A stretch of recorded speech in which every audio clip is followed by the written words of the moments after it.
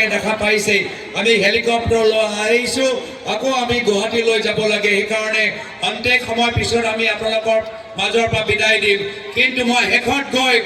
আজি আমি কৈছোঁ যে আমাৰ প্ৰতিশ্ৰুতি হ'ল যে মহিলা সবলীকৰণ আমাৰ চৰকাৰ আহিলে বিনা কোনো চৰ্ত থাকে যিকোনো দল কৰক বা আমাক সমালোচনা কৰক আপোনালোকে প্ৰত্যেক মাহত আঁচনি সুবিধা পাব 50,000 টকা নিজৰ ব্যৱসায় আৰম্ভ কৰিবলৈ পাব বয়োজ্যেষ্ঠসকলৰ আজি মাহৰ পেঞ্চন আমি 1250 টকা কৰিম এয়া হ'ল আমালোকৰ প্ৰতিশ্ৰুতি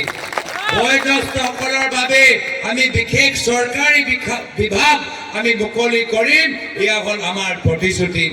আমি কথা দিছোঁ যে পিছপৰা অঞ্চলত আমি বিশেষভাৱে শিক্ষা আৰু চিকিৎসাৰ ওপৰত আমি জোৰ দিম আৰু 25 লাখ টকা বিনামূল্য স্বাস্থ্য বীমা যেনে আমাৰ ৰাজস্থানত কংগ্ৰেছে কৰি আছে আমি অসমৰ ভিতৰত 25 লাখ স্বাস্থ্য বীমা মুকলিকৈ আমি কৰিবলৈ গৈ আছোঁ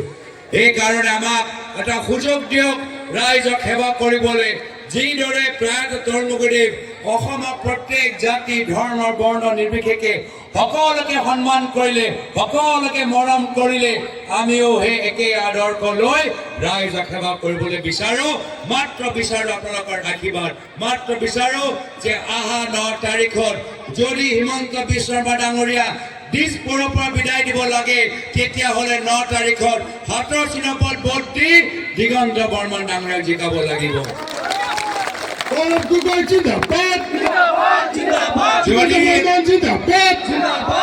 যদি আপোনালোকে নতুন বৰ অসম গঢ় দিবলৈ বিচাৰে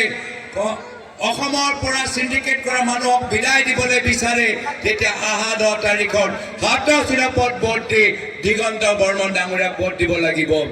যদি আপোনালোকে আমাক আশীৰ্বাদ কৰিবলৈ বিচাৰে আমাৰ হাত শক্তিশালী কৰিবলৈ বিচাৰে আমাৰ হাত শক্তিশালী কৰিবলৈ হ'লে আহা 9 তাৰিখত হাতৰ চিহ্নত ভোট দি দিগন্ত বৰ্মন ডাঙৰীয়াক জিকাব লাগিব তো সত্য ৰাইজ আজি এইখিনি কথা আপোনালোকৰ মাজত ক'লো আৰু বিভিন্ন ঠাইৰ পৰা উপস্থিত থকা আমাৰ ৰাছল হুছেইন ডাঙৰীয়া সুপ্ৰকাশ তালুকদাৰ ডাঙৰীয়া লৰেণজ্যোতি গগৈ ডাঙৰীয়া বিভিন্ন আমাৰ দলৰ সতীৰ্থসকল সকলোকে এই মঞ্চৰ পৰা ধন্যবাদ কৃতজ্ঞতা জ্ঞাপন কৰি ইয়াতে নিজৰ সময় দেখাৰ সামৰিছোঁ ধন্যবাদ জয় হিন্দ জয় আই অসম